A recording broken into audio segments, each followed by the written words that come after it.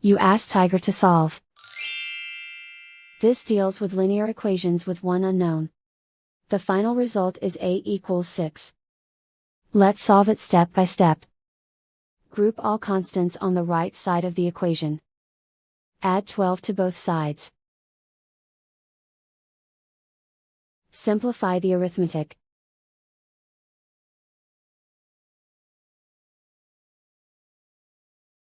Isolate the a. Divide both sides by 5. Simplify the fraction.